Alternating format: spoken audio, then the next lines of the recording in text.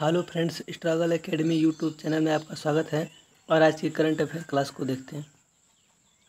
किसे संयुक्त राष्ट्र महासचिव एंटोनियो गुटेरस ने अपने प्रौद्योगिकी राजदूत के रूप में नियुक्त किया? तो अमनदीप सिंह गिल। संयुक्त राष्ट्र महासंघ के महासचिव एंटोनियो गुटेरस के वरिष्ठ भारतीय राजनयिक अमनदीप सिंह गिल को प्रौद्योगिकी के लिए अपना दूत नियुक्त किया गया। Amandeep Gill graduate institute of international and development study Geneva में स्थित international digital health and artificial intelligence research collaborative IDAIR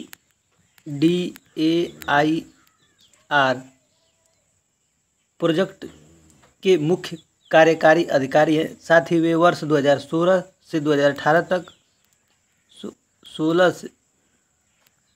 16 से 18 तक जिनेवा में निशस्त्रीकरण सम्मेलन में भारत के राजदूत और अस्थायी प्रतिनिधि भी थे। भारतीय रिजर्व बैंक यानी RBI ने आर सुब्रमण्य कुमार को किस बैंक MD और CEO के रूप में नियुक्त किया? तो RBL बैंक। भारतीय रिजर्व बैंक RBI ने आर सुब्रमण्य कुमार को RBL बैंक के MD और CEO के रूप में नियुक्त किया। उन्हें कार्यभार संभालने की तारीख से 3 साल के लिए RBL नियुक्त किया गया। वे सरकारी इंडियन ओवरसीज बैंक के पूर्व प्रबंध निदेशक और मुख्य कार्यकारी निदेशक हैं। वह देश किसने हाल ही में पहली बार फीफा ई नेशन कप के लिए क्वालिफाई किया? तो भारत ने हाल ही में पहली बार फीफा ई नेशन कप 2022 के लिए क्वालिफाई कर लिया। ई स्पोर्ट का यह टूर्नामेंट डेनमार्क के कोपनहेगन में 27 से 30 जुलाई तक होगा। 27 से 30 जुलाई तक।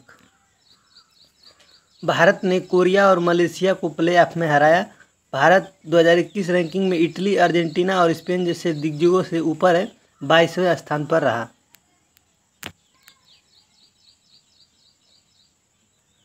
रूस ने हाल ही में किस देश के साथ पहले सड़क पुल का अनावरण किया? चीन। रूस और चीन के बीच पहले सड़क पुल का उद्घाटन हो गया है।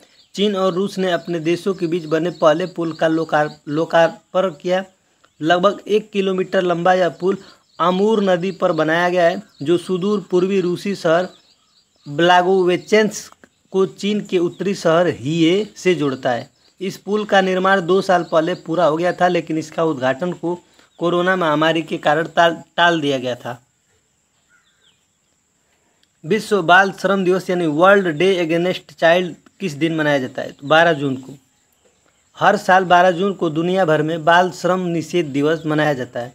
अंतर्राष्ट्रीय श्रम संघ यानी ILO इंडियन लिबरेशन ऑर्गेनाइजेशन ने पहली बार बाल श्रम रोकने का मुद्दा उठाया था, जिसके बाद साल 2002 में सर्वसम्मति से एक ऐसा कानून पारित हुआ जिसके तहत 14 वर्ष के कम उम्र के बच्चों को मजदूरी करवाना अपराध माना गया। अंतर्राष्ट्रीय श्रम संघ ILO के 187 सदस्य देश हैं। बाल श्रम निषेध दिवस 2022 का थीम बाल श्रम को समाप्त करने के लिए सार्वभौमिक सामाजिक संरक्षण।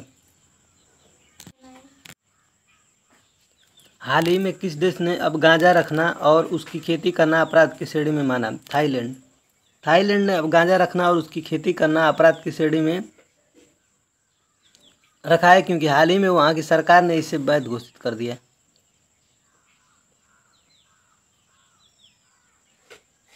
हालांकि सार्वजनिक तौर पर धूम्रपान के रूप में इसका उपयोग अभी भी वर्जित है। थाईलैंड का भांग, गांजा, कैनबिस के साथ एक लंबा इतिहास रहा है, जिसे स्थानीय लोग आमतौर पर पारंपरिक औषधियों के रूप में इस्तेमाल करते हैं। थाईलैंड, जो कि मादक पदार्थों ड्रग्स से संबंधित सख्त कानूनों के लिए जाना जाता है, इस प्रकार का कदम उठाने वाला एशिया का पहला देश बन गया है। चीन के टेंसेंट बिन्नी बंसल से फ्लिपकार्ट में कितने मिलियन डॉलर की हिस्सेदारी खरीदी? 264 मिलियन। चीन की प्रौद्योगिकी कंपनी टेंसेंट ने बिन्नी बंसल के फ्लिपकार्ट में उनकी हिस्सेदारी खरीदी। बंसल इस ई-कॉमर्स प्लेटफॉर्म के सह संस्थापक भी हैं। टेंसेंट की यूरोपीय सब्सिडियरी के साथ यह सौदा 264 मिलियन डॉलर लगभग 2060 करोड़ रुपए में हुआ। फ्लिपकार्ट का मुख्यालय सिंगापुर में है और इसका ऑपरेशन केवल भारत तक सीमित है। टेंसेंट क्लाउड यूरोप बीवी के साथ सौदे के बाद फ्लिपकार्ट में बंसल की हिस्सेदारी करीब 1.84% रह गई है। अंतर्राष्ट्रीय एल्बिनिज्म जागरूकता दिवस किस दिन मनाया जाता है? तो 13 जून। हर साल अंतर्राष्ट्रीय एल्बिनिज्म जागरूकता दिवस 13 जून को मनाया जाता है। यह दिन दुनिया भर में एल्बिनिज्म से प्रभावित व्यक्तियों को मानवाधिकारों का जश्न मनाने के लिए मनाया जाता है। यह दिन दुनिया भर में जागरूकता पैदा करने और एल्बिनिज्म से पीड़ित लोगों द्वारा सामना किए जाने वाले भेदभाव के कई रूपों का प्रकाश डालने के लिए मनाया जाता है। धन्यवाद।